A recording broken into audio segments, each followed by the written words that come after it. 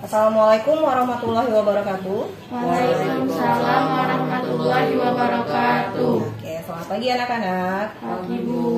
Apa kabar hari ini? Kalian sehat semua? Sehat ya.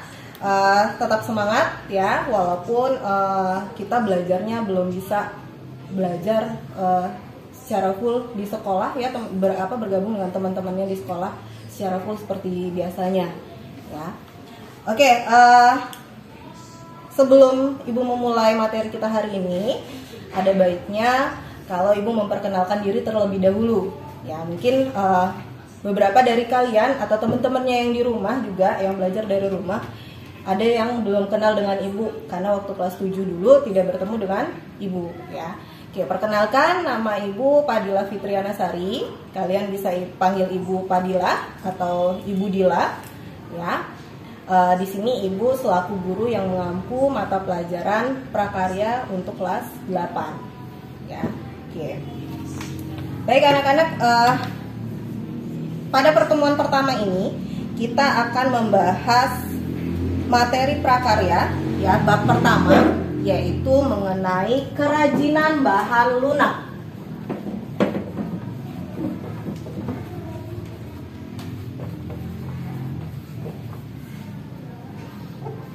Kerajinan bahan lunak ya. Oke. Waktu kelas 7 kemarin kalian sudah mempelajari materi kerajinan juga ya. Ya, nah di kelas 8 ini kita juga akan mempelajari materi kerajinan ya. Cuma di sini kita berbeda bahasannya. Ya, kalau di kelas 7 kemarin kalian membahas kerajinan dari bahan, masih ingat nggak dari bahan apa? Bahan tekstil dan bahan serat ya, bahan serat alam ya. Nah, kalau di kelas 8 ini kita akan membahas materi mengenai kerajinan dari bahan lunak ya. Oke, nah sebelum masuk ke materinya, Ibu akan membacakan dulu tujuan pembelajaran ya. Tujuan pembelajaran kita hari ini ada 2 ya. Yang pertama adalah memahami pengertian bahan lunak dan asal bahan lunak, kemudian jenis dan karakteristik dari bahan lunak tersebut. Kemudian yang kedua, tujuan yang kedua adalah memahami prinsip kerajinan bahan lunak ya. Jadi ada 2 poin tujuan pembelajaran kita hari ini ya. Ibu harap kalian memperhatikan baik-baik, memperhatikan dengan seksama materi yang akan Ibu sampaikan hari ini, sehingga nanti di akhir pembelajaran kalian bisa mencapai tujuan pembelajaran kita hari ini ya. Sama teman-teman yang di rumah juga ya, siswa-siswi yang di rumah juga, tolong perhatikan materi pembelajaran yang akan Ibu sampaikan hari ini. Oke ya. Coba kalian lihat di handout yang sudah Ibu berikan ya. Di slide 3 itu ada beberapa gambar ya, beberapa gambar benda kerajinan. Ada 1, 2, 3, 4, 5 ya. Tahu nggak kalian apa sih gambar apa sih yang ada di apa yang ditunjukkan di handout tersebut? Gambar apa? Ya? Contoh gambar bahan kerajinan. Oke, ya, contoh-contoh dari bahan atau produk hasil kerajinan ya. Kalian tahu nggak bahan kerajinan tersebut itu terbuat dari apa? Dari apa? Dari apa? Dari lilin. Oke. Kemudian dari apa? Dari tanah liat. Dari apa lagi? Apa? Sabun. Ada yang dari sabun ya. Kemudian yang gambar pertama, coba kalian lihat gambar pertama, itu ada hiasan meja ya. Hiasan meja itu terbuat dari apa kira-kira? Kalau kalian lihat, ada yang tahu? Dari bubur kertas. Nah ya, jadi dari kertas-kertas bekas itu kemudian diberi air ya, dibasahi, kemudian diberi lem, sejenis lem seperti itu, kemudian nanti dia dibentuk sesuai dengan bentuk yang ingin kita buat ya. Kemudian gambar yang kedua itu adalah gambar kerajinan ya, produk kerajinan dari bahan sabun.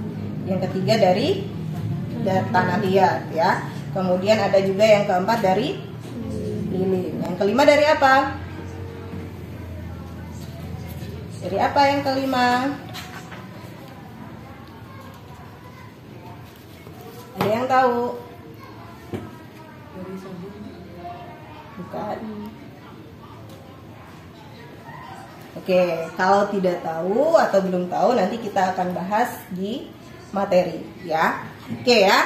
Nah, produk-produk kerajinan ini merupakan contoh-contoh ya dari beberapa contoh dari kerajinan yang terbuat dari bahan lunak ya. Apa yang dimaksud dengan bahan lunak? Produk kerajinan yang dibuat dengan menggunakan bahan dasar bersifat lunak baik alami maupun buatan. Oke ya. Kerajinan bahan lunak adalah produk kerajinan yang dibuat dengan menggunakan bahan dasar yang bersifat lunak baik alami maupun buatan ya.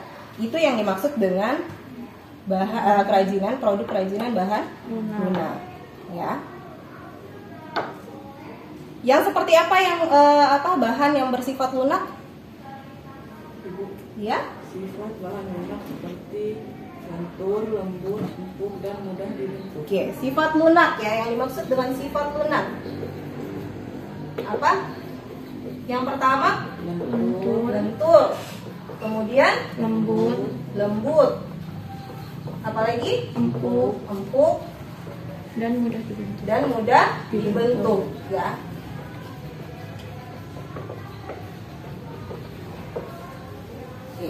Jadi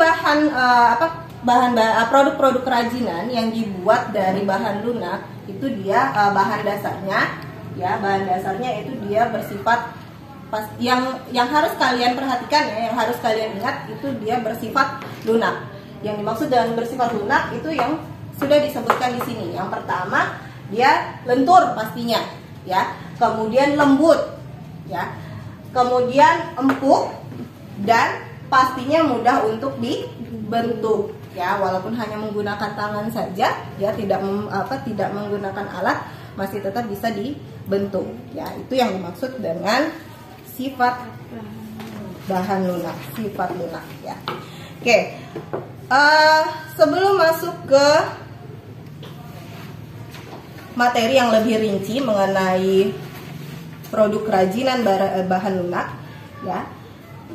Setiap kerajinan itu dia memiliki prinsip kerajinan ya.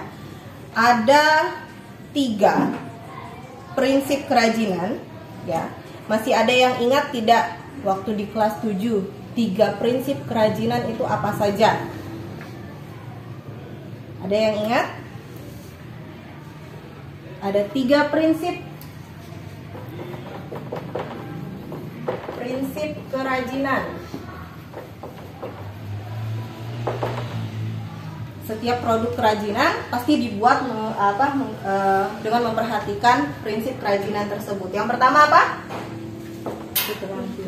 Keterampilan tangan ya, betul. Keterampilan tangan.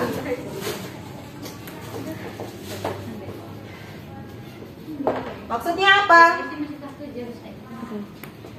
Ya. Keterampilan tangan adalah kerajinan yang dibuat dengan menggunakan keterampilan tangan atau yang terampil sehingga hasilnya rapi, bagus, dan indah. Oke. Yang dimaksud dengan keterampilan tangan ya, setiap produk kerajinan itu pasti dibuat dengan menggunakan tangan ya. Mau sebanyak apapun, kalau yang namanya produk kerajinan itu pasti dibuat dengan menggunakan tangan. Kalau dibuat dengan menggunakan mesin, namanya bukan keterampilan, tapi produk industri.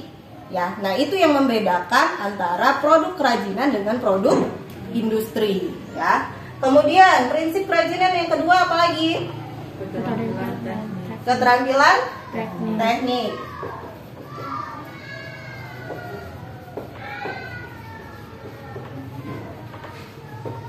Apa maksudnya? Ya. Keterampilan teknik adalah pembuatan benda-benda kerajinan dilakukan secara berulang-ulang dengan didasari oleh keterampilan teknik, keperigelan dalam perbuatannya sehingga terjadinya yang dihasilkan nampak dengan detail rumit dan hanya bisa dilakukan dengan keterampilan teknik yang dimiliki oleh tangan manusia. Oke, ya. Maksudnya keterampilan teknik kalau kita membuat sebelum kita menghasilkan produk kerajinan, itu pastikan kita berlatih terlebih dahulu ya. Semakin sering kita berlatih, yang dari awalnya kita tidak bisa sampai akhirnya kita nanti mahir ya, bisa membuat suatu produk kerajinan ya.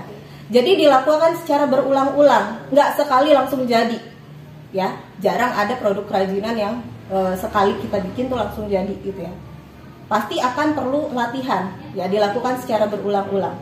Nah, dengan kita melakukannya secara berulang-ulang, itu nanti akan timbul ciri khas sendiri ya, ciri khas dari keterampilan teknik tangan kita ya.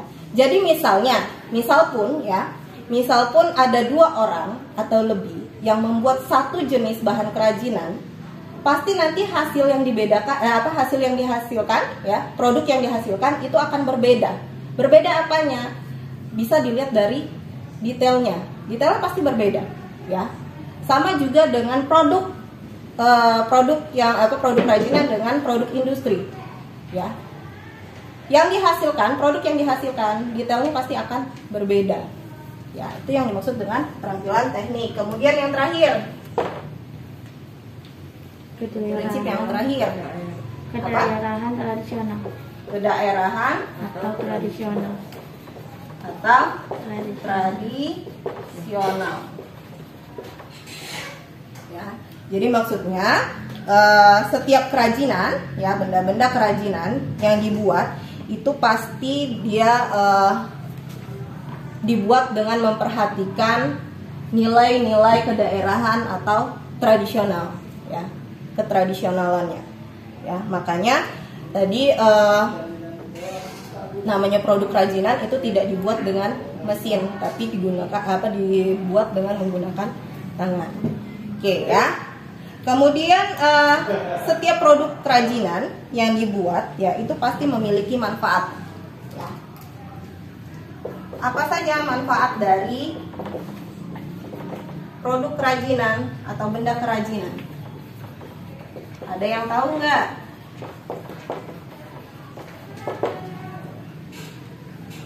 Yang lain coba, yang cowok sendiri. Apa sih manfaat karya kerajinan atau produk kerajinan? Sebagai apa? Yang pertama,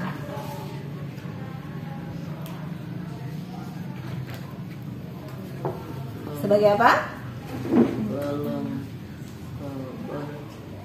Sebagai kelengkapan busana atau kelengkapan keindahan ya. Jadi untuk produk kerajinan yang dibuat dengan manfaat ya, dengan manfaat untuk kelengkapan busana atau keindahan busana, itu dia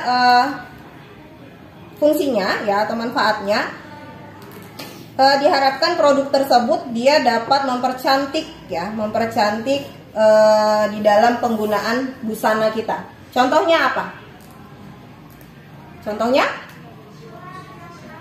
ada gelang ya, kemudian ada juga cincin, kalung, anting dan lain sebagainya ya. Itu contoh-contoh produk kerajinan dari yang memiliki manfaat sebagai kelengkapan busana. Kemudian yang kedua, sebagai kelengkapan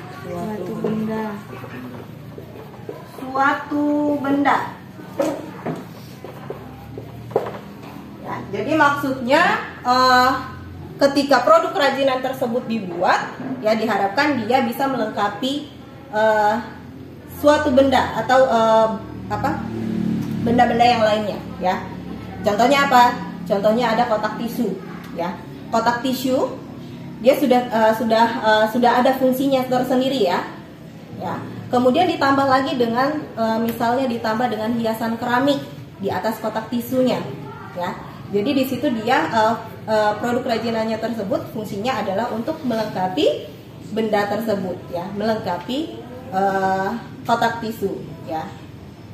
Oke, kemudian yang ketiga, Kelengkapan rumah atau bangunan. kelengkapan Rumah atau bangunan. kelengkapan rumah atau Bangunan. bangunan. Contohnya apa? lemari, Lemari boleh. Lemari lemari jati biasanya, lemari kayu. Kemudian apa lagi? Kursi boleh. Atau kalian pernah lihat nggak air mancur ya, yang dia bentuknya kodok atau ikan atau jenis-jenis binatang lainnya ya, air mancur di kolam ya. Itu dia fungsi dari kerajinan tersebut ya, dari produk kerajinan tersebut adalah untuk melengkapi suatu bangunan atau suatu rumah ya. Benda kerajinannya yang mana? Kalau tadi jelas ya yang kalian sebutkan ya, lemari, kemudian kursi. Nah, kalau yang ini yang apa? Yang barusan Ibu sebutkan, benda kerajinannya yang mana? Air mancurnya. Ya, air mancurnya tadi. Ada kolam, kemudian dibuat sebuah karya seni ya, sebuah produk kerajinan yang berbentuk air mancur yang berbentuk binatang tadi ya. Oke, kemudian apa lagi? Ada lagi nggak manfaatnya? Kelengkapan keperluan ritual atau Kelengkapan keperluan ritual. atau upacara adat. keperluan Ritual ritual atau upacara adat ya.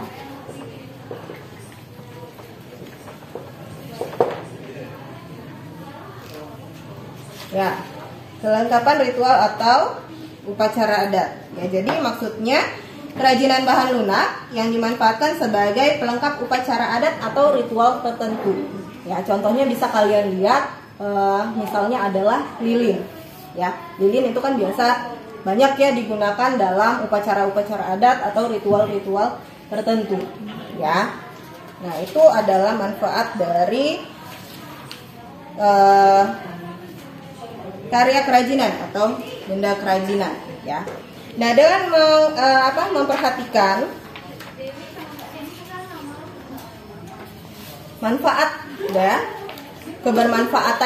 prinsip kebermanfaatan dari benda-benda kerajinan tersebut, maka produk kerajinan itu dikategorikan menjadi 6 kategori ya. Apa saja? Yang pertama, menambah keindahan. Kategorinya ya, benda kerajinan. Yang pertama menambah keindahan. Seperti tadi contohnya apa tadi? Air mancur boleh. Kemudian tadi ada yang untuk kelengkapan busana tadi. Ya, gelang, kemudian cincin ya. Kemudian apalagi yang kedua? Memberi penekanan atau kekhasan pada suatu benda ya pada suatu benda. Kemudian yang ketiga, menjadi persyaratan pemakaian. jadi persyaratan pemakaian.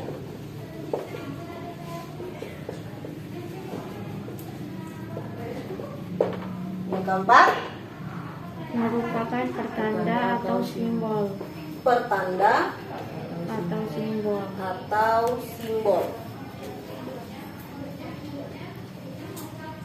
Yang kelima, dibuat khusus bentuk. Yang kelima apa? Dibuat khusus sesuai bentuk aslinya atau sebagai duplikasi. Sebagai duplikasi.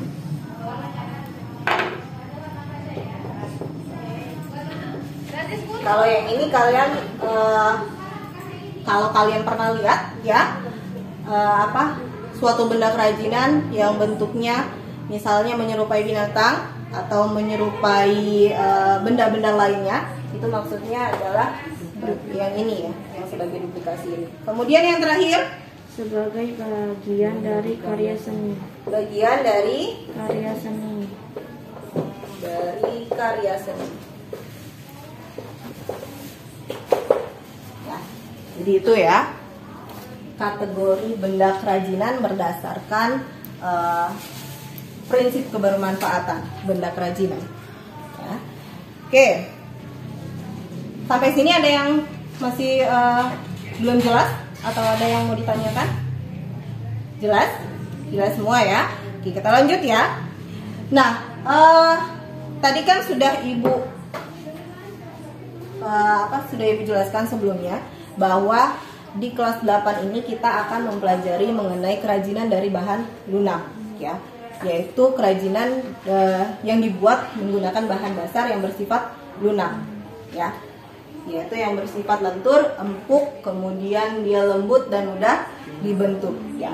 Nah, bahan lunak ini terbagi menjadi 2 jenis. Nah, tahu nggak apa saja jenis dari bahan lunak? Kalian tahu? Sudah ada yang tahu belum? Jenis dari bahan lunak apa? Ada berapa? Ada 2. Ada 2. Apa saja? Bahan lunak alam dan bahan lunak buatan. Oke, bahan lunak alam dan bahan lunak buatan. Ya, apa yang dimaksud dengan bahan lunak alam? Yang dimaksud dengan bahan lunak alam yaitu adalah bahan ya, bahan-bahan yang tersedia di alam dan lingkungan secara alamiah dan cara pengolahannya masih secara alami tanpa dicampur maupun dikombinasi dengan bahan buatan. Itu yang dimaksud dengan bahan lunak alam. Contohnya apa saja yang kalian ketahui? Tanah liat, getah nyatu, bubur kertas, kulit, dan lain-lain. Oke, ya. Ada tanah liat, kemudian ada juga getah nyatu, ada bubur kertas, kulit, ya, dan lainnya, ya. Oke, itu jenis kerajinan bahan lunak yang pertama. Jenis bahan lunak yang pertama, ya. Jenis yang kedua apa lagi? Bahan lunak buatan. Bahan lunak buatan, ya. Yang dimaksud dengan bahan lunak buatan itu adalah bahan yang diolah dan dicampur dengan zat kimia tertentu sehingga nantinya akan menjadi lunak, lembut, empuk dan mudah untuk dibentuk ya. Contohnya apa? Sabun, gips, kemudian lilin, ada parafin dan fiberglass ya. Nah, jadi itu adalah jenis-jenis dari bahan lunak.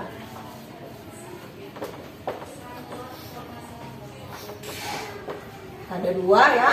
Yang pertama bahan lunak alami. Kemudian yang kedua bahan lunak buatan. Oke. Ya,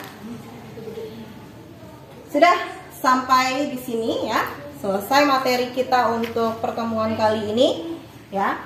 Jadi kita hari ini materi yang kita bahas hari ini adalah mengenai pengertian dari bahan lunak, kemudian pengertian tadi ya, ada sifat-sifat lunak itu yang seperti apa, kemudian prinsip kerajinan, manfaat benda kerajinan, kategori benda kerajinan, dan yang terakhir adalah jenis bahan lunak.